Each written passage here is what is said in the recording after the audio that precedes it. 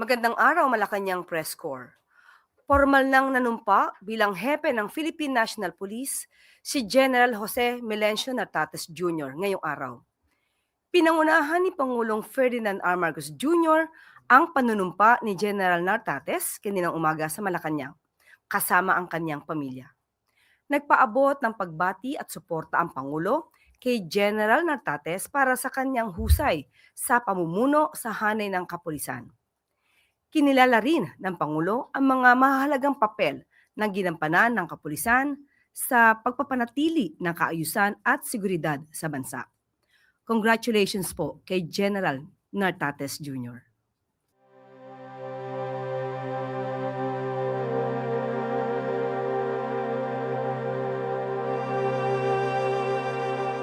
Dahil sa nais ng Pangulo na mas gumaan pa ang buhay ng mga estudyante, pabahay para sa mga mag-aaral, palalawakin ng Project Balay ng CHED at Pag-ibig Fund. Magandang balita para sa mga estudyanteng Pilipino. Nilagdaan na nitong Biyernes, January 23, ang kasunduan sa pagitan ng Commission on Higher Education at Pag-ibig Fund upang maisakatuparan na ang Building Access to Learning for Students o Project Balay. Layunin ng nasabing programa ang tugunan ang mga non-academic barriers gaya ng kakulangan sa safe and accessible student housing. Alinsunod ito sa direktiba ni Pangulong Ferdinand R. Marcos Jr. na pagyamanin ang husay ng ating kabataan at tiyakin na matatapos nila ang kanilang pag-aaral. Ayon kay CHED Chairperson Shirley Agrupis, ang pagkakaroon ng access sa maayos at ligtas na tirahan ay malaking tulong sa lahat ng estudyante upang makapagtapos sa paaralan. Sa ilalim ng pinirmahang Memorandum of Understanding, paiigtingin pa ng CHED at Pag-ibig Fund ang kanilang ugnayan at kolaborasyon upang mapatupad ang student-oriented housing solutions at iba pang inisyatibong makakatulong sa kanilang advokasya. Ligtas, maayos at accessible na pabahay para sa ating mga mag-aaral. Isa lamang yan sa hakbang ng pamahalaan para pagyamanin ang sektor ng edukasyon para sa isang mas maunlad na bagong Pilipinas.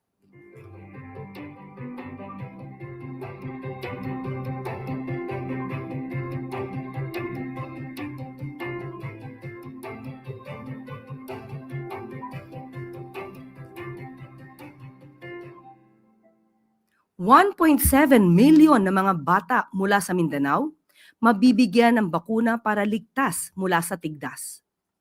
Bilang pagtalima sa direktiba ni Pangulong Ferdinand R. Marcos Jr. na tiyakin ang kaligtasan ng mga kabataang Pilipino. Patuloy ang vaccination campaign ng Department of Health para protektahan ang mga bata kontra tigdas at tigdas hangin. Sa unang linggo ng ligtas-tigdas vaccination, higit 1 milyong bata na sa Mindanao ang nabakunahan laban sa mga nasabing sakit. Layunin ng DOH na ilayo ang mga bata sa pahamak na dala ng tigdas at tigdas hangin, lalo pat maaari itong maging sanhi ng pagkakaospital at kamatayan ng pag hindi naagapan. Ngayong linggo ay patuloy ang pagbabakuna ng mga batang 6 to 59 months old para maabot ang target na 1.7 million administered vaccines. Sumangguni lamang po kayo sa nurse o midwives sa inyong mga barangay upang malaman ang schedule ng pagbabakuna. Dahil sa bagong Pilipinas, bawat buhay ay mahalaga.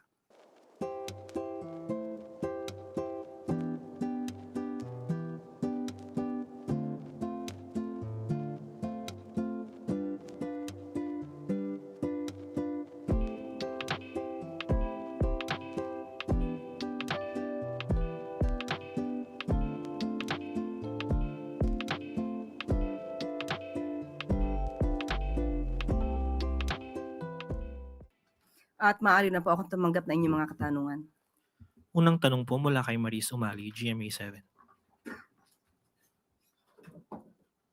Good morning, Yusek.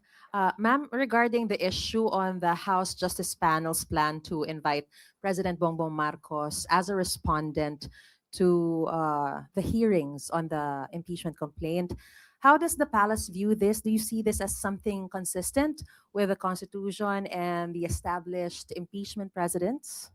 Tignan po na ang trabaho po muna ng House of Representatives kung patungkol po sa sufficiency in form and substance na nasabing mga complaints or rather impeachment complaints at hintayin lamang po natin kung magkakaroon at magbibigay po sila ng invitation sa ating Pangulo.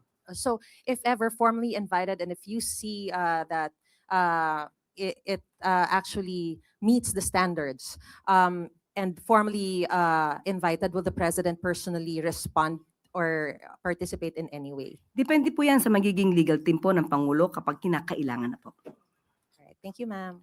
Next question po, Katrina Domingo, ABS-CBN.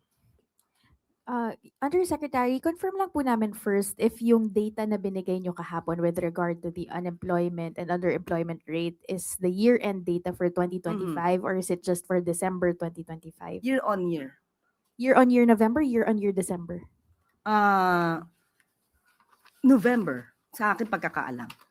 So, ma'am, pag kinompare po natin sa November 2024 at saka November 2025, which ma'am, sorry check ko lang po yung data. Yung nilabas po kasi ng PSA, November 2025 is 4.4.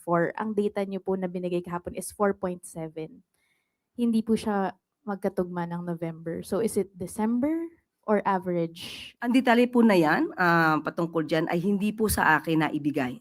Yan lang pong inireport ko sa inyo kahapon, yan lang po ang ibinigay sa atin mula sa meeting sa EDC. Sige po. Ma'am, regardless kung year-on-year November or average year-on-year 2024 to 2025 yung comparison, tumaas pa rin po yung rate ng unemployment sa Pilipinas based dun sa data na binigay kahapon na na-raise doon sa economic meeting ng Pangulo sa Malacanang. To what do you attribute the worsening unemployment situation in the Philippines? Katulad nating mga nai-report noon, marami pa rin po naman ng mga kababayan natin ang nabibigyan ng trabaho dahil sa pagsusumikap na rin po ng DOLE at ng ibang ahensya ng pamahalaan. Ang mga resulta pong yan ay maa-attribute po natin kung may pagbabaman po sa employment rate. Ito po ang sinabi po at akin na pong babanggitin at babasahin. The increase in the unemployment and underemployment rates in 2025 was driven by a combination of weather-related disruptions, sector-specific employment losses, and a rise in labor force participation that temporarily outpaced the economy's capacity to generate sufficient employment.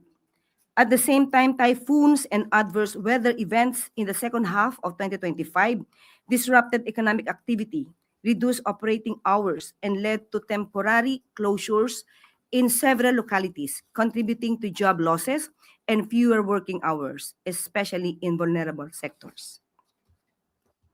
Basahin ko na rin po ito para po baka matugunan yung inyong katanungan kanina.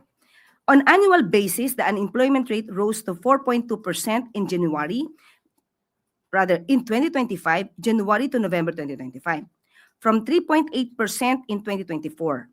While the underemployment rate increased to 12.3% from 11.9%, indicating softer labor market conditions year on year. The increase, or rather, yun po, yun ang naaayon sa kanilang napag-usapan. Anong sectors po yung pinaka naapektuhan ng unemployment numbers? Okay, according to the report, underemployment, while improving toward the latter part of 2025, remained a concern as a significant share of workers were absorbed in part-time, seasonal, or informal jobs, reflecting job quality issues and skills mismatches. The sectors hardest hit were largely those most exposed to demand fluctuations and mobility disruptions, like accommodation and food service activities, and wholesale and retail trade, and faced weaker demand conditions, supply chain disruptions, and climate-related shocks, and other activities like manufacturing and agriculture and fishing. Ma'am, last question from my end. What is the administration doing to address contractions in the construction sector, considering the flood control investigations in place, as well as reports of tourism woes in areas where there should be high tourism employment, but there seems to be some dwindling of some sorts because Filipinos are now traveling abroad, citing higher or more expensive costs when traveling within the Philippines? Ang gusto naman po ng Pangulo ay paangatin pa rin ang ekonomiya natin. Yun po ang target, katulad ng binanggit po natin kahapon. So lahat po na maaaring gawin ng ating mga ahensya para mas makapagbigay pa po ng trabaho sa ating mga kababayan, mapaigting ang turismo sa Pilipinas, yan po ang bilin ng ating Pangulo. Next question po, Christian Yusores, DZMM. Good morning, Yusek. The President skipped the event earlier this morning here in Malacanang, and Executive Secretary Ralph Recto mentioned na in-advise po ng doctors na magpahinga po muna si Pangulo for a week. Can you provide us po kung ano po yung specific improvements sa kalusugan ng Pangulo based on the notes of his medical team? Ngayon po, umaten po siya sa oath-taking po ni General Natates Jr. Kaya masasabi po natin na gumaganda, umiigi, umaayos po ang kalusugan ng Pangulo. Matapos po siyang ma-diagnose ng doktor patungkol sa diverticulitis. Wala po ba siyang na-mention kung nakakaramdam po ulit siya ng mga pain or any pananakit sa katawan? Sa akin, personally po, wala po. One last lang, ma'am. May kumalat din po kasi na message yesterday to some reporters saying the president's acute diverticulitis has deteriorated severely due to drug use. Nagkaroon din umano ng cyst and showed clear sign of perforation, which could lead to a life-threatening complication if not addressed immediately. How true is this, ma'am? Anong source natin yan? May mga, sa Viber lang po, ma'am, may mga naka-receive po sa iba sa amin from a unknown number. Kung unknown number yan, di unknown din ang source niyan. So kung unknown ang source niyan, so malamang gumagawa ng kwento yan. So huwag natin masyadong paniwalaan ng mga kumakalat sa social media nang walang hindi verified at walang ibang source. Last na lang, ma'am. Can we expect the president po na umattend ng mga activities outside the palace this week or next week? Sa ngayon po, hindi po natin masasabi.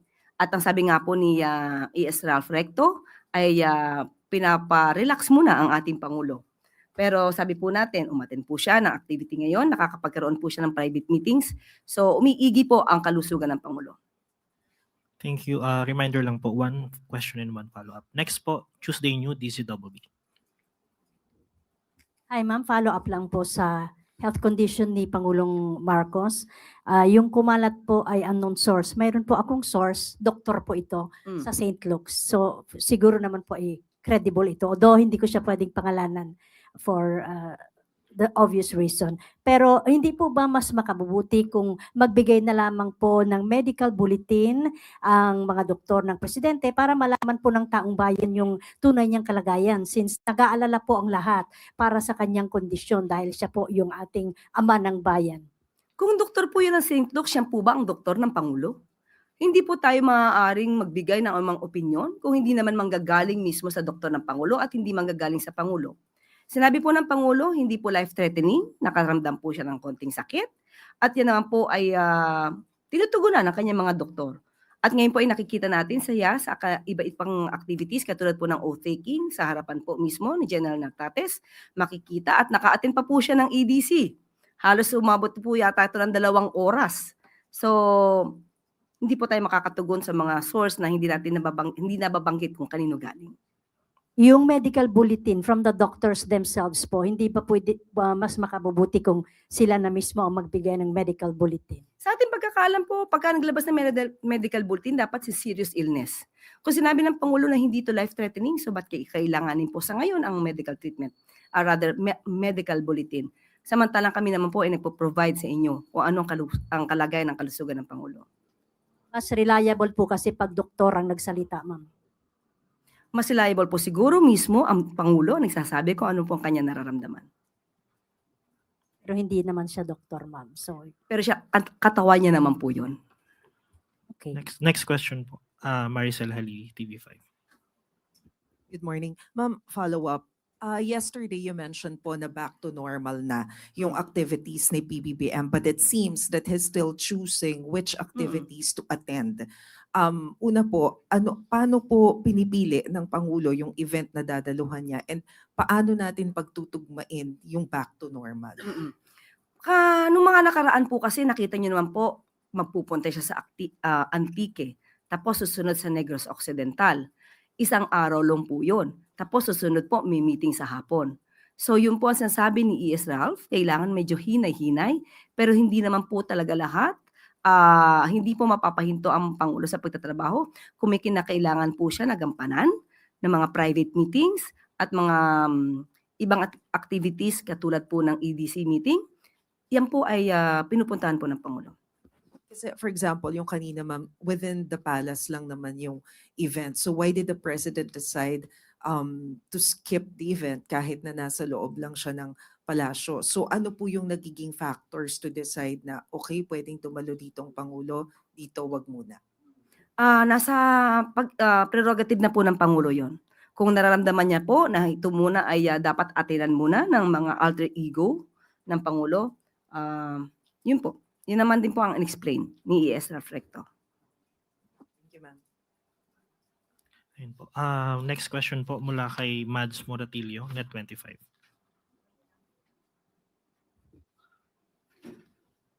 Hi, ma'am. Ma'am, kahapon nagkaroon ng meeting si Davao City Mayor Baste Duterte and Chinese Ambassador to the Philippines, Chin Kwan.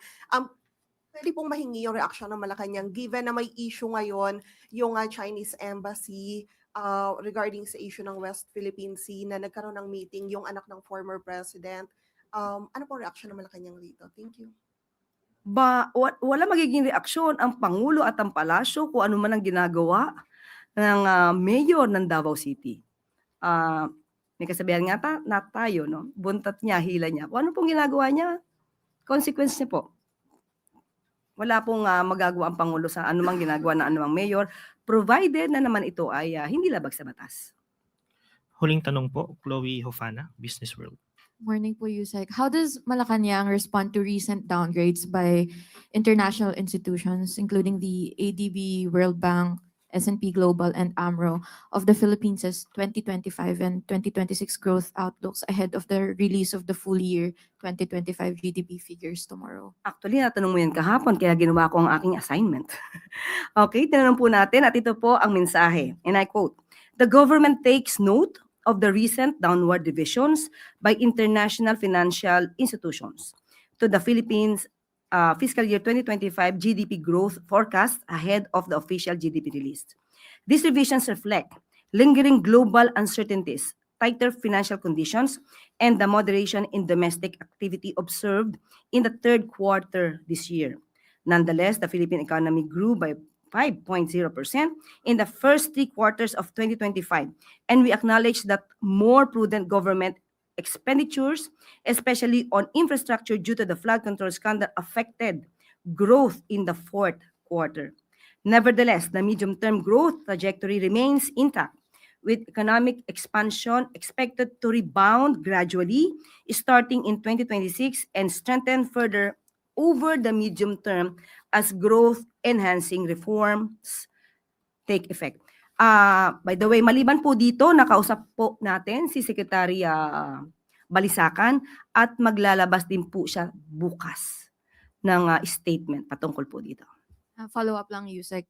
The administration is set to miss its GDP growth target for a fourth time or since PBBM sat po as the president.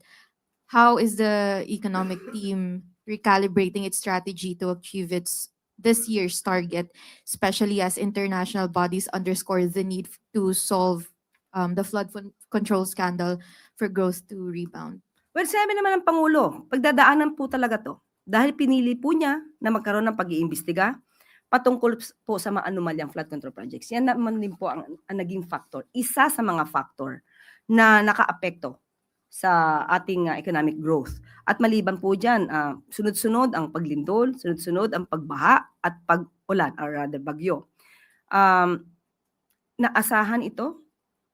Inasahan ito at muli hindi niya pa rin pahihinto ang pag-iimbestiga tungkol sa mga anomalyang flood control project. Pero inutos po niya na mas pagandahin pa po ang ating plano para mas magkaroon ng maraming trabaho, mag-generate ng income, pati po ng mga turismo. Isa lamang po ito sa mga agenda po na gagawin ng ating mga ahensya ng gobyerno. sorry, last na po Yusek. So nakita na po ni Pangulo ang full year GDP report for tomorrow. For the 2025, Full- yan po ang re-report bukas ni Secretary RC. Mm-mm. Nakita niya na. Opo, opo. Okay. Thank you, Mm. Yusek. May huling tanong po mula kay Sam Medinilla. Ma'am, itanong lang rin namin kung may naging reaction po ba si President doon sa yung nakita niya yung report nung regarding sa GDP. Mhm. Ito po, aking babasahin. Yan din po ang tinanong nyo kahapon.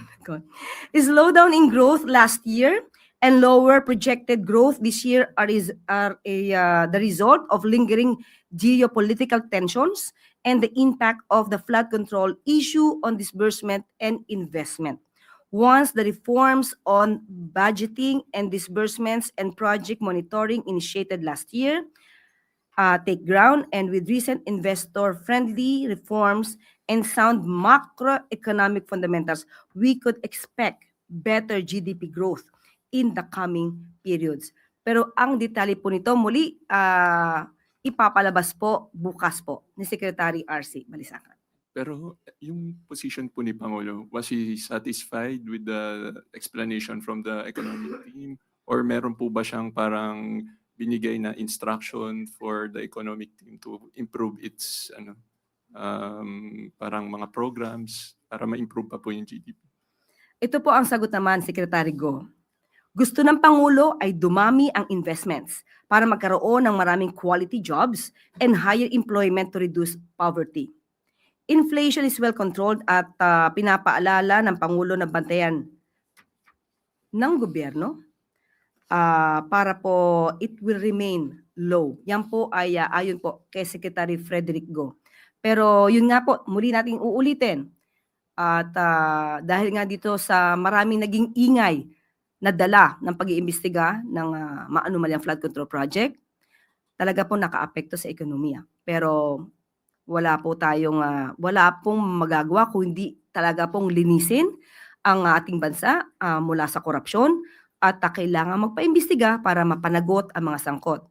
Dahil kung hindi ngayon, kailan? Kung hindi ang Pangulong Marcos Jr., sino? Yun na po ang huling tanong. Back to you, Secretary. Maraming salamat. Karagdagang 47 vendor kiosk sa Pasig River Esplanade sa Intramuros binuksan kagabi.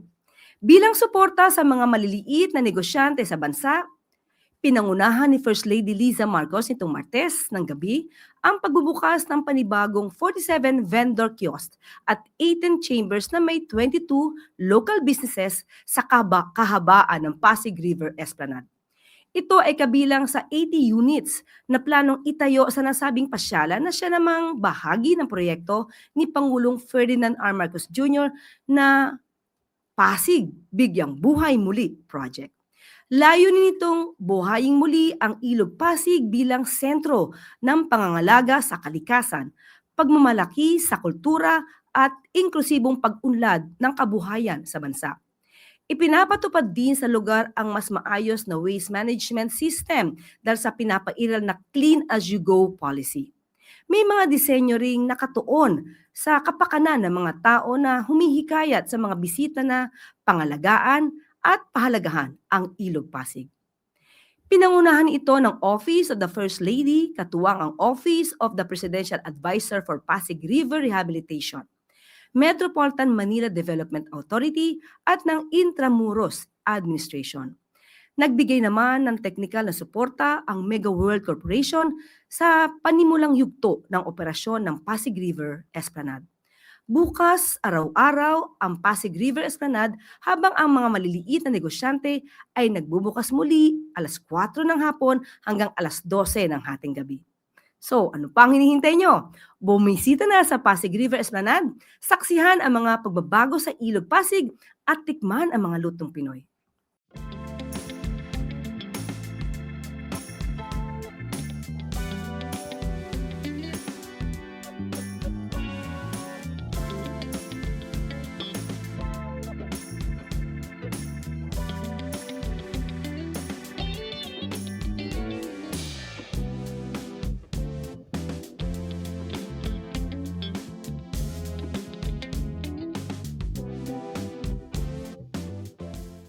ASEAN Tourism Forum, nakatakdang ganapin ngayong araw sa Cebu. Pangungunahan ng Department of Tourism sa pamumuno ni Secretary Maria Cristina Frasco ang pagbubukas ng seremonya sa Mactan Shrine, Lapu-Lapu City. Panibagong investments at mas masiglang turismo at ekonomiya ang inaasahang matatamasa ng Pilipinas sa nasabing forum. Layunin din ng forum na palakasin ang turismo ng bansa sa pamamagitan ng paghihikayat sa foreign investors at foreign visitors at sa pag-promote ng local tourist destinations sa international stage. Alinsunod ito sa direktiba ni Pangulong Ferdinand R. Marcos Jr. na ipamalas sa buong mundo ang mainit na pagtanggap ng mga Pilipino at ipagmalaki ang natatanging ganda ng Pilipinas. Ang nasabing kaganapan ay bahagi ng ating pagiging host country sa ASEAN 2026 kung saan magpupulong ang mga member countries upang paunlarin ang multilateral relations, peace and prosperity at people empowerment sa rehiyon. Magkakaroon naman ng ASEAN Tourism Conference, Tourism Meeting, Tourism Standard Awards at Travel Exchange sa nasabing forum. Layunin din ng aktibidad na ito na talakayin ang mga usapin sa turismo ng member countries, kilalanin ang kahangahangang tourism facilities, services and destinations at isulong ang mas matatag na partnership sa pagitan ng ASEAN countries para palaguin ang turismo sa rehiyon. At dito na po nagtatapos ang ating press briefing. Magandang araw para sa bagong Pilipinas.